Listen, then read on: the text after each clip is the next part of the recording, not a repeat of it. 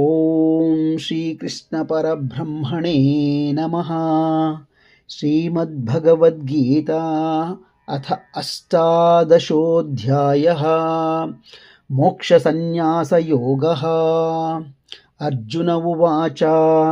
संन्यासस्य महाबाहो तत्त्वमिच्छामि वेदितुं त्यागस्य च हृषीकेश पृथक् केशिनिषूदन। श्रीभगवानुवाच काम्यानां कर्मणां न्यासं सन्न्यासं कवयो विदुः सर्वकर्मफलत्यागं प्राहुस्त्यागं विचक्षणाः। त्याज्यं दोषवदित्येके कर्म प्राहुर्मनीषिणः यज्ञदानतपः कर्म न त्याज्यमिति चापरे निश्चयं शृणु मे तत्र त्यागे भरतसत्तमा। त्यागो हि पुरुषव्याघ्र त्रिविधः सम्प्रकीर्तितः यज्ञदानतपः कर्म न त्याज्यं कार्यमेव तत् यज्ञो दानं तपश्चैव पावनानि मनीषिणाम्। एतान्यपि तु कर्माणि सङ्गं त्यक्त्वा फलानि च कर्तव्यानीति मे पार्थ निश्चितं मतमुत्तमम्। नियतस्य तु सन्न्यासः कर्मणो नोपपद्यते मोहात् तस्य परित्यागः तामसः परिकीर्तितः। दुःखमित्येव यत्कर्म कायक्लेशभयात् त्यजेत् स कृत्वा राजसं त्यागं नैव त्यागफलं लभेत्। कार्यमित्येव यत्कर्म नियतं क्रियते अर्जुन सङ्गं त्यक्त्वा फलं चैव स त्यागः सात्विको मतः। न द्वेष्ट्य कुशलं कर्म कुशलेनानुषज्यते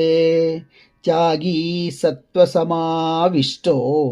मेधावी छिन्न संशयः। न हि देहभृता शक्यं त्यक्तुं कर्माण्यशेषतः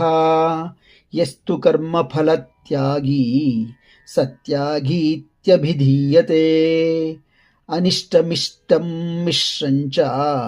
त्रिविधं कर्मणः फलं भवत्यत्यागिनां प्रेत्य न तु सन्न्यासीनां क्वचित्। पञ्चैतानि महाबाहो कारणानि निबोध मे साङ्ख्ये कृतान्ते प्रोक्तानि सिद्धये सर्वकर्मणाम्। अधिष्ठानं तथा कर्ता करणं च पृथग्विधं विविधाश्च पृथक् चेष्टा दैवं चैवात्र पञ्चमम्। शरीरवाङ्मनोर्भिर्यत् कर्म प्रारभते नरः न्यायं वा विपरीतं वा पञ्चैते तस्य हेतवः। तत्रैवं सति कर्तारम् आत्मानं केवलं तु यः पश्यत्यकृतबुद्धित्वात् न स पश्यति दुर्मतिः। यस्य नाहं कृतो भावो बुद्धिर्यस्य न लिप्यते हत्वापि स इमां लोकान् न हन्ति न निबध्यते। ज्ञानं ज्ञेयं परिज्ञाता त्रिविधा कर्म चोदना करणं कर्म कर्तेति त्रिविधः कर्म संग्रहः। ज्ञानं कर्म च कर्ता च त्रिधैव गुणभेदतः प्रोच्यते गुणसङ्ख्याने यथा वच्छृणुतान्यपि सर्वभूतेषु येनैकं भावमव्ययमीक्षते अविभक्तं विभक्तेषु तज्ज्ञानं विद्धि सात्विकम्। पृथक् त्वेन तु यज्ञानं नानाभावान् पृथग्विदान् वेत्ति सर्वेषु भूतेषु तज्ज्ञानं विद्धि राजसम् यत्तु कृत्स्नवदेकस्मिन् कार्ये सक्तमहैतुकम् अतत्त्वार्थवदल्पञ्च तत्तामसमुदाहृतम् नियतं सङ्गरहितम् अरागद्वेषतः कृतम् अफलप्रेप्सुना कर्म यत्तत् सात्विकमुच्यते यत्तु कामेप्सुना कर्म साहङ्कारेण वा पुनः क्रियते बहुलायासम् तद्राजसमुदाहृतम् अनुबन्धं क्षयं हिंसाम् अनवेक्ष्य च पौरुषं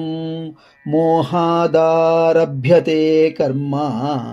यत्तत्तामसमुच्यते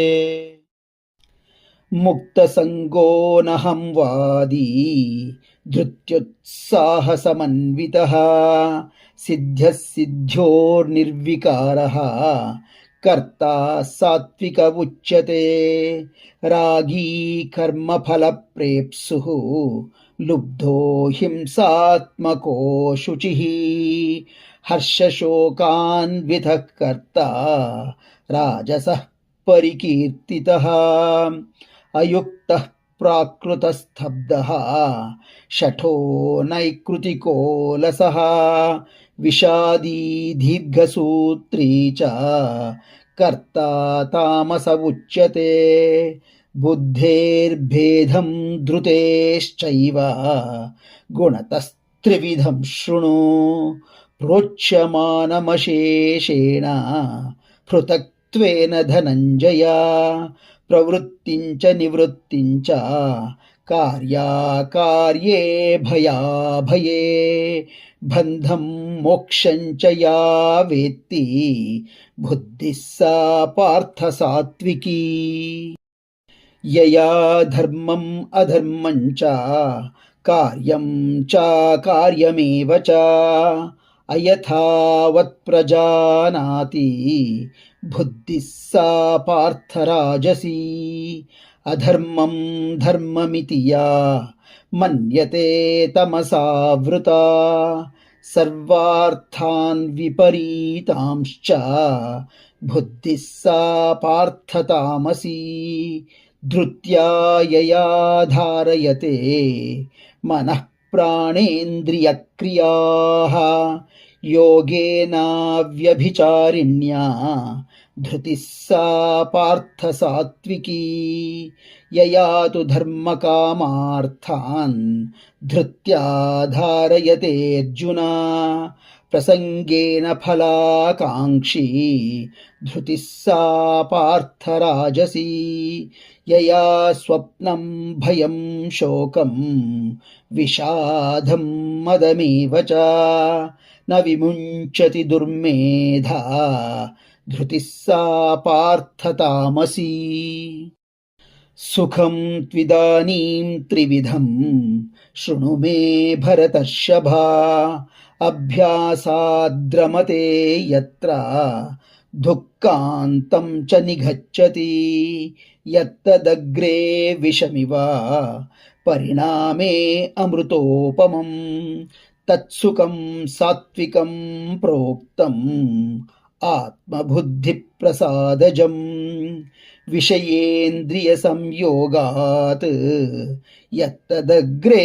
मृतोपमम् परिणामे विषमिव तत्सुखं राजसं स्मृतं यदग्रे चानुबन्धे च सुखं मोहनमात्मनः निद्रालस्य प्रमादोत्थं तत्तामसमुदाहृतम् न तदस्ति पृथिव्यां वा दिवि देवेषु वा पुनः सत्वं प्रकृतिजैर्मुक्तं यदेभिः स्यात् त्रिभिर्गुणैः ब्राह्मणक्षत्रियविषां शूद्राणां च परन्तप कर्माणि प्रविभक्तानि स्वभावप्रभवैर्गुणैः शमोदमस्तपः शौचम् क्षान्तिरार्जवमेव च ज्ञानं विज्ञानमास्तिक्यं ब्रह्मकर्मस्वभावजम् शौर्यं तेजो धृतिर्दाक्ष्यं युद्धे चाप्यपलायनम् दानमीश्वरभावश्च क्षात्रं कर्म स्वभावजम् कृषिगौरक्षवाणिज्यं वैश्यकर्म स्वभावजम् परिचर्यात्मकं कर्म शूद्रस्यापि स्वभावजम् स्वे स्वे कर्मण्यभिरतः संसिद्धिं लभते नरः स्वकर्मनिरतः सिद्धिं यथा विन्दति तच्छृणु यतः प्रवृत्तिर्भूतानां येन सर्वमिदं ततं स्वकर्मणा तमभ्यच्य सिद्धिं विन्दति मानवः श्रेयान् स्वधर्मो विगुणः परधर्मात् स्वनुष्ठितात् स्वभावनियतं कर्म कुर्वन्नाप्नोति किल्बिषम् सहजं कर्म कौन्तेय सदोषमपि न त्यजेत् सर्वारम्भा हि दोषेण धूमेनाग्निरिवावृताः असक्तबुद्धिः सर्वत्र जितात्मा विगतस्पृहः नैष्कर्म्यसिद्धिं परमां सन्न्यासेनाधिगच्छति सिद्धिं प्राप्तो यथा ब्रह्मा तथाप्नोति निबोध मे समासेनैव कौन्तेय निष्ठा ज्ञानस्य या परा बुद्ध्या विशुद्धया युक्तो धृत्यात्मानं नियम्य च शब्दादीन् विषयान् त्यक्त्वा रागद्वेषौ व्युदस्य च विविक्तसेवी लघ्वाशी यतवाक्कायमानसः ध्यानयोगापरो नित्यं वैराग्यं समुपाश्रितः अहङ्कारं बलं दर्पं कामं क्रोधं परिग्रहं विमुच्य निर्ममः शान्तो ब्रह्मभूयाय कल्पते ब्रह्मभूतः प्रसन्नात्मा न शोचति न काङ्क्षति समः सर्वेषु भूतेषु मद्भक्तिं लभते पराम् भक्त्या मामभिजानाति यावान्यश्चास्मि तत्त्वतः ततो मां तत्त्वतो ज्ञात्वा विशते तदनन्तरम् सर्वकर्माण्यपि सदा कुर्वाणो मद्व्यपाश्रयः मत्प्रसादादवाप्नोति शाश्वतं पदमव्ययम् चेतसा सर्वकर्माणि मयि सन्न्यस्य मत्परः बुद्धियोगमुपाश्रित्य मच्चित्तः सततं भव मच्चित्तः सर्वदुर्गाणि मत्प्रसादात् तरिष्यसि अथ चेत्त्वमहङ्कारात् न श्रोष्यसि विनङ्क्ष्यसि यदहङ्कारमाश्रित्य न योत्स्यमिति मन्यसे मिथ्यैष व्यवसायस्ते प्रकृतिस्त्वां नियोक्ष्यति स्वभावजेन कौन्तेय निबद्धस्वेन कर्मणा कर्तुं नेच्छसि यन्मोहात् करिष्यस्य वशोऽपि तत् ईश्वरः सर्वभूतानां हृद्देशेऽर्जुन तिष्ठति भ्रामयन् सर्वभूतानि यन्त्रारूढानि मायया तमेव शरणं गच्छ सर्वभावेन भारत तत्प्रसादात् परां शान्तिं स्थानं प्राप्स्यसि शाश्वतम् इति ते ज्ञानमाख्यातम् गुह्याद् गुह्यतरं मया विमृश्यैतदशेषेण यथेच्छसि तथा कुरु सर्वगुह्यतमं भूयः शृणु मे परमं वचः इष्टोऽसि मे दृढमिति ततो वक्ष्यामि ते हितं मन्मना भव मद्भक्तो मद्याजी मां नमस्कुरु मामे वैष्यति सत्यन्ते प्रतिजाने प्रियोऽसि मे सर्वधर्मान् परित्यज्य मामेकं शरणं व्रज अहं त्वा सर्वपापेभ्यो मोक्षयिष्यामि मा शुचः इदं ते न तपस्काय न भक्ताय कदाचन न चाशुश्रूषवे वाच्यं न च मां योऽभ्यसूयति या इमं परमं गुह्यं मद्भक्तेष्वभिधास्यति भक्तिं मयि परां कृत्वा मामे वैष्यत्य संशयः न च तस्मान्मनुष्येषु कश्चिन्मे प्रियकृत्तमः भविता न च मे तस्मात् अन्यः प्रियतरो भुवि अध्येष्यते च य इमं धर्म्यं संवादमावयोः ज्ञानयज्ञेन तेनाहम् इष्टः स्यामिति मे मतिः श्रद्धावाननसूयश्च शृणुयादपि यो नरः सोऽपि मुक्तः शुभान् लोकान् प्राप्नुयात् पुण्यकर्मणाम् कच्चिदेतच्छ्रुतं पार्थ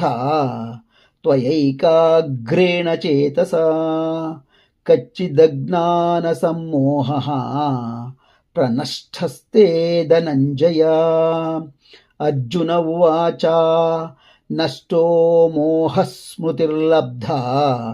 त्वत्प्रसादान्मयाच्युत स्थितोऽस्मि गतसन्देहः करिष्ये वचनं तव सञ्जय उवाच इत्यहं वासुदेवस्य पार्थस्य च महात्मनः संवादमिममश्रौषम् अद्भुतं रोमहर्षणं व्यासप्रसादात् श्रुतवान् एतद्गुह्यमहं परं योगं योगेश्वरात् कृष्णात् साक्षात् कथयतः स्वयं राजन् संस्मृत्य संवादमिममद्भुतं केशवार्जुनयोः पुण्यं हृष्यामि च मुहुर्मुहुः तच्च संस्मृत्य रूपमध्यद्भुतं हरेः विस्मयो मे महान् राजन् हृष्यामि च पुनः पुनः यत्र योगेश्वरः कृष्णो यत्र पार्थो धनुर्धरः तत्र श्रीर्विजयो भूतिः ध्रुवा नीतिर्मतिर्मम ॐ तत्सदिति श्रीमद्भगवद्गीतासु उपनिषत्सु ब्रह्मविद्यायां योगशास्त्रे श्रीकृष्णार्जुनसंवादे मोक्षसंन्यासयोगो नाम 18 श्रीकृष्णार्पणमस्तु।